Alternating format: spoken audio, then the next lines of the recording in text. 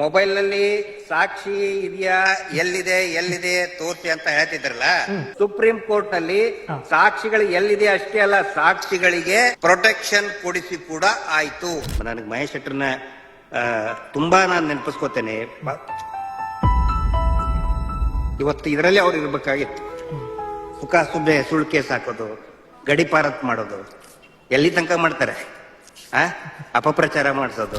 ಇದು ರಾಜ್ಯ ಸರ್ಕಾರ, ಪೊಲೀಸ್ ಇಲಾಖೆ ಮತ್ತು ಸಿಬಿಐ ಎಲ್ಲರಿಗೂ ಕೂಡ ಚಾಟಿ ಬಾರಿಸಿದೆ ಸುಪ್ರೀಂ ಕೋರ್ಟ್. ಮೋಸ್ಟ್ ಸೆನ್ಸಿಟಿವ್ ಪ್ರಕರಣವನ್ನ ರಾಜ್ಯ ಸರ್ಕಾರ, ಕೇಂದ್ರ ಸರ್ಕಾರ, ಸಿಬಿಐ ಇಷ್ಟೊಂದು ಕೇವಲವಾಗಿ ತನಿಖೆ ಮಾಡಿದೆ, ಅಸಹ್ಯವಾಗಿ ತನಿಖೆ ಮಾಡಿದೆ, ಅತ್ಯಾಚಾರಿಗಳನ್ನ ರಕ್ಷಣೆ ಮಾಡೋದಕ್ಕೋಸ್ಕರ ತನಿಖೆ ಮಾಡಿದೆ.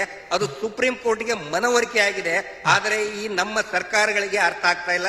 ರಾಜಕೀಯ ನಾಯಕರುಗಳಿಗೆ, ಪೊಲೀಸ್ ಅಧಿಕಾರಿಗಳಿಗೆ, ದೊಡ್ಡ ದೊಡ್ಡ ಸ್ಯಾಟಲೈಟ್ ಮಾಧ್ಯಮಗಳಿಗೆ ಯಾರಿಗೂ ಅರ್ಥ ಆಗ್ತಾ ಇಲ್ಲ. ಬಟ್ ಯಾರೋ ಒಬ್ಬರು ನಮ್ಮ ಧ್ವನಿ ಕೇಳಿದ್ರು, ಅದು ಸುಪ್ರೀಂ ಕೋರ್ಟ್. ಧರ್ಮಸ್ಥಳದ ಸೌಜನ್ಯ ಪ್ರಕರಣಕ್ಕೆ ಇವತ್ತು ಡೆಲ್ಲಿಯ ಸುಪ್ರೀಂ ಕೋರ್ಟ್ ನಲ್ಲಿ ಒಂದು ಮಹತ್ವದ ಬೆಳವಣಿಗೆ ಆಗಿರುವಂತದ್ದು. ಎಸ್ ವೀಕ್ಷಕರೇ, ಯುನೈಟೆಡ್ ಮೀಡಿಯಾದ ಮತ್ತೊಂದು ಹೊಸ ವಿಡಿಯೋಗೆ ಎಲ್ಲರಿಗೂ ಕೂಡ ಸ್ವಾಗತ.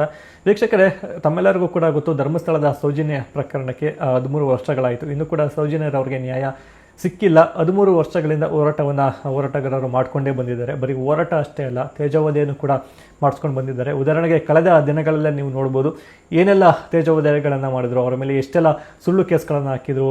ಮತ್ತು ಕೆಲವೊಂದು ಮಾಧ್ಯಮ